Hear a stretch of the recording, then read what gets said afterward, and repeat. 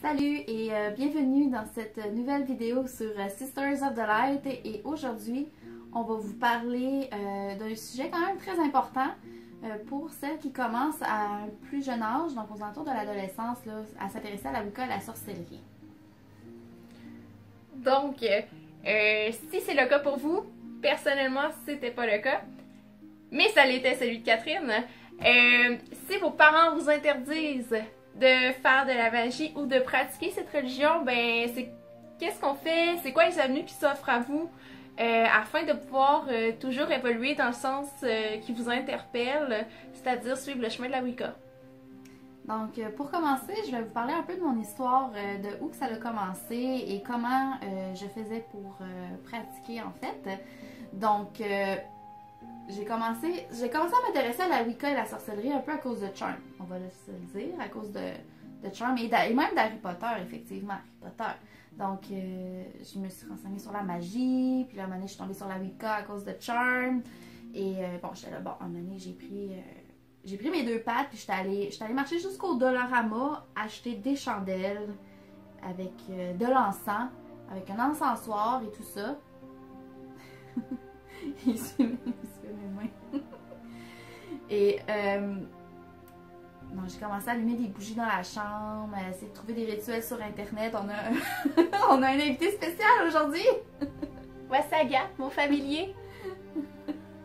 Donc, c'est ça, que je l'allumais de l'encens, sauf qu'à un moment donné, mes parents se sont comme un peu inquiétés. Ils disaient, t'allumes de l'encens, est-ce que par hasard tu fumerais du pot?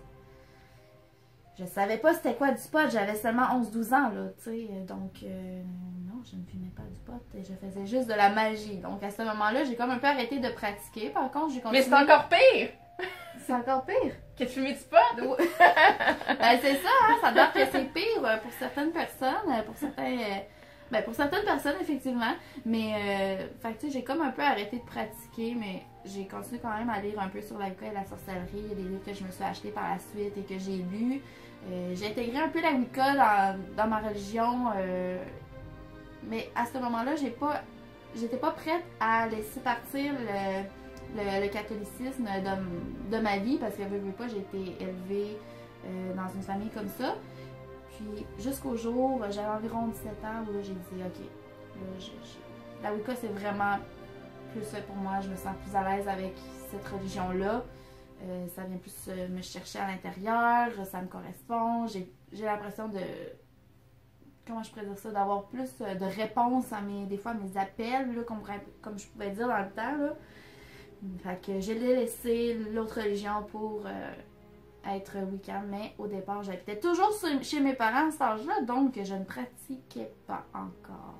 Donc c'est en quittant le nid familial, il y a 3 ans, j'ai pas tout de suite commencé à pratiquer non plus parce qu'il y avait plusieurs choses après mon déménagement, mais c'est cet été tranquillement que je me suis ruinée. Je me suis ruinée en produits. Faites pas comme moi. Faites pas comme moi à la maison. Ruinez-vous pas pour acheter des petits chaudrons, des chandelles et tout ça. Faites pas ça, ok? Allez-y selon vos besoins et votre budget. Mais c'est comme ça, moi, que dans le fond, j'ai intégré la Wicca et la sorcellerie un peu là, à mon plus jeune âge. Donc moi qui a été le cas où je ne pouvais pas pratiquer, j'allais chez Marine. On faisait de la magie chez elle parce que ses parents étaient beaucoup plus ouverts à ce niveau-là. Donc on faisait la magie chez elle en mangeant des Doritos, du popcorn aussi, je pense. Oui. Ouais, Chocolat. Du chocolat aussi, oui. Puis on parlait d'Harry Potter. Mais disons, oui. Mais disons-le, notre pratique a beaucoup évolué. Oui, effectivement. Maintenant, moi j'ai... Des cheese sticks. Oh, maintenant, moi j'ai cheese stick. Like a cheese stick. Like a cheese stick. Donc, fait pour ceux qui sont, comme dans mon cas, ne peuvent pas pratiquer la sorcellerie à la maison, ben, au moins essayez d'intégrer la Wicca. La Wicca est faite pour vous. Il y en a qui sont, comme on disait dans une autre vidéo, on peut être sorcière sans être Wiccan, mais la Wicca est rarement vue sans la sorcellerie. Donc, au moins, étudiez la Wicca, la sorcellerie, essayez d'intégrer la Wicca à votre vie quotidiennement. Et le jour où sera venu de prendre votre envol du nid familial, Vous pourriez pratiquer librement chez vous parce que ça va être votre chez vous, ça va être vos règlements à la maison. Donc, vous allez pouvoir faire ce que vous voulez pour ça. Puis, pour ceux qui ont la chance de pratiquer, ben c'est certain qu'à l'adolescence, on n'a pas tout un travail où on ne fait pas 30 000 $ par année. Donc, c'est certain que pour le budget, c'est minime qu'on a comme budget. Donc, à commencer avec des chandelles et des encens, au moins, vous allez pouvoir dire que quand vous allez avoir plus d'argent, ben, au moins, vous allez déjà avoir de l'encens et des chandelles. Donc, maintenant, moi, je vais vous faire part de mon expérience personnelle qui était totalement l'opposé de Catherine, d'où moi et mes parents étaient très ouverts à ce sujet-là. J'ai tout le temps évolué dans une famille qui avait un peu ces croyances-là. Donc, c'était plus facile d'apporter le sujet auprès de mes parents. Vers là, ce que je veux dire, c'est souvent mes parents traduisaient des actions pour amener de la visualisation afin d'en amener un résultat. Tout ça souvent lié avec, on pourrait dire des rituels en quelque sorte, reliés à la nature, à notre énergie, à nos émotions et tout. Donc, ça ouvrait déjà une bonne porte à ça.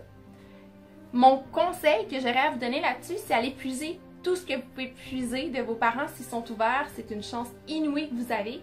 Allez puiser de vos parents, mais allez puiser aussi, je dirais, de vos grands-parents si vous les avez encore. Vous êtes tellement chanceux. Vous allez peut-être découvrir des dons que vos grands-parents avaient, ou même vos arrière-grands-parents avaient. À ce moment-là, ça va vous permettre peut-être de découvrir des aptitudes que vous avez déjà en vous afin de vous dicter un chemin peut-être à prendre ou vous aider du moins à partir du bon pied en allant déjà vers quelque chose que vous pouvez puiser au plus profond de vos racines puis de vos origines. Après ça, ce que je dirais, ben pourquoi pas demander à vos parents peut-être de vous aider, ne serait-ce que ça peut être rendu là, vous vous en doutez, demander des cadeaux un peu plus dispendieux à Noël, peut-être votre chaudron ou ben une petite gâterie par-ci par-là que peut-être vous ne payerez pas d'habitude. Puis, qu'est-ce que je pourrais dire de plus que profitez-en. Oui, effectivement, vous avez la chance d'être venu d'une famille ouverte d'esprit, contrairement à moi, donc profitez-en, effectivement, c'est exactement ça. Ce qui conclut aujourd'hui cette vidéo. On espère que ça vous a été utile. Si vous avez d'autres questions, n'hésitez pas à nous les poser dans la boîte de commentaires plus bas. Et on se dit à très bientôt. Bye! Au revoir!